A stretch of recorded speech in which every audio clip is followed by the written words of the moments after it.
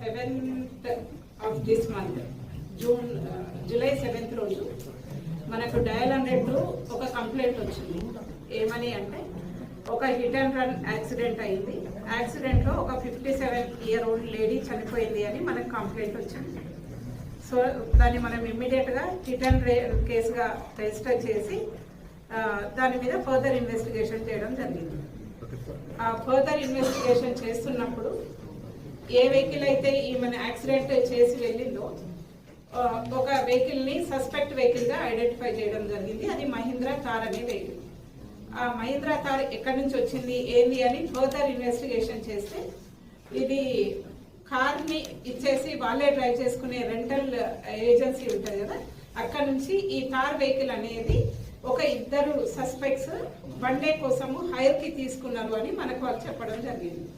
అయితే ఈ హైర్ కి ఎవరు తీసుకున్నారు అని చూస్తే ఈ డిసీజ్డ్ ఎవరైతే ఉందో లేడీ, ఆ డిసీజ్డ్ వాళ్ళ అల్లుడు ఒకతను ఉన్నాడు, అల్లుని వాళ్ళ బ్రదర్ ఒకతను ఉన్నాడు.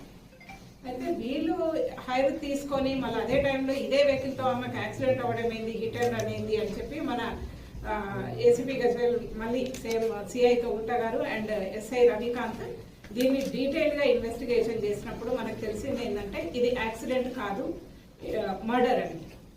ఏంటంటే ఈ ఓల్డ్ లేడీకి ఒక 2 acres ఆఫ్ ల్యాండ్ ఉంటుంది పెద్ద మాసాన్పల్లి అనే విలేజ్ లో. సో ఆమెకి ఏంటంటే మార్చి నుంచి ఈ అక్యూజ్డ్ వాళ్ళ అల్లుడు అండ్ వాళ్ళ అల్లుని వాళ్ళ బ్రదర్ ఇద్దరు ఈమెకి పోస్ట్ ఆఫీస్ ఇన్సూరెన్స్ ఒకటి చేపించడం జరుగుతుంది అండ్ SBI ఇన్సూరెన్స్ ఒకటి చేపించడం జరుగుతుంది ఈమెతో, ఈ లేడీతో. చేసిన తర్వాత ఈ ఇద్దరు కూడా ఈమెని చంపితే న్యాచురల్ డెత్ గా చెప్తే ఇన్సూరెన్స్ క్లెయిమ్ చేసుకోవచ్చు అనే ఒక ఇంటెన్షన్ తోటి అల్లుడు ఏం చేస్తాడంటే ఈ లేడీని పొలం దగ్గర పనుంది, ఎలక్ట్రిసిటీ వాళ్ళు వస్తామన్నారు, ఏదో ట్రాన్స్ఫార్మర్ ఫిక్స్ చేయాలి, దానికి నీ సంతకం అవసరం ఉంది అని చెప్పి ఈ లేడీని తీసుకొని బైక్ మీద పొలం దగ్గర తీసుకెళ్ళిన తర్వాత ఆమె రోడ్డు మీద కూర్చోబెట్టి నేను ఇప్పుడే లోపలికి వెళ్ళి వాళ్ళు వచ్చిందా లేదా చూస్తానే అతను లోపలికి వెళ్ళారు. వెళ్ళిన తర్వాత ఈ థార్ వెహికల్ వాళ్ళ బ్రదర్ ఎవరైతే హైర్ చేసుకున్నారో అతను తీసుకొని వచ్చి ఆమెను హిట్ చేసి వెళ్ళిపోతాడు, యాక్సిడెంట్ చేసి వెళ్ళిపోతాడు. వెళ్ళిపోయిన తర్వాత ఆయన మళ్ళీ రోడ్డు మీదకి వచ్చి ఇట్లా ఏదో అన్నోన్ వెహికల్ లో హిట్ చేసింది ఈమె చనిపోయిందని అతనే డయల్ 100 కంప్లైంట్ చేస్తాడు. సో దీంట్లో మెయిన్ ఇంటెన్షన్ ఏంటంటే ఈమెని న్యాచురల్ డెత్ గా చెప్తే ఏదైతే ఇన్సూరెన్స్ చేసిందో ఆ ఇన్సూరెన్స్ ఒకటి క్లెయిమ్ చేసుకోవచ్చు, ప్లస్ ఈ రైతు బీమా అని వస్తుంది కాబట్టి ఫార్మర్స్ కి ఈమెకి ల్యాండ్ ఉంది కాబట్టి రైతు బీమా కూడా క్లెయిమ్ చేయొచ్చు అన్న ఇంటెన్షన్ తో ఈ మర్డర్ చేయడం జరిగింది. ఇది very good excellent detection by సిఐతో ఉంటాయండి ఎస్ఐ డీటెయిల్స్ అంటే దీంట్లో అంతే ఇవన్నీ కూడా తర్వాత వస్తాయి. ఇప్పుడు మాత్రం టోటల్ 55 lakhs అండ్ ఈ రైతు బీమా అనేది 5 lakhs ఏదో వస్తుంది. ఇదంతా కూడా 60 lakhs వరకు.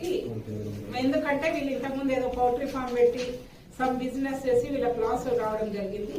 సో ఆ లాస్ కి కంపెన్సేట్ చేసుకోవడం కోసం దృశ్యం 2 సినిమా చూసి ఎవిడెన్స్ లేకుండా ఎట్లా చేయొచ్చు అనేది అది చూసి నేను అట్లా చేసినాము. ఈ మండలి ఇది అన్నోన్ వెహికల్, ఆ టైంలో ఏ వెహికల్ పోయినాయని చూస్తారు కదా, చూసినప్పుడు మనకి తారు పోయినట్టుగా మనకి CCTVs లో కనపడ్డది.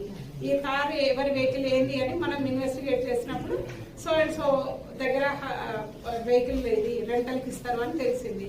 అక్కడికి వెళ్ళి ఎవరు రెంటల్ తీసుకున్నారు ఈ వెహికల్ అంటే వీళ్ళ పేరు చెప్పడం జరిగింది. అయితే వస్తాయి కాకపోతే వీళ్ళు ఏంటంటే మార్చి నుంచే ప్లాన్ చేస్తున్నారు అనమాట. మార్చి ఏప్రిల్ ప్రీ ప్లాన్ కొంచెం కూలింగ్ పీరియడ్ ఉంటుంది, ఆ పీరియడ్ అయిపోయిన తర్వాత ఎగ్జిక్యూట్ చేద్దాం.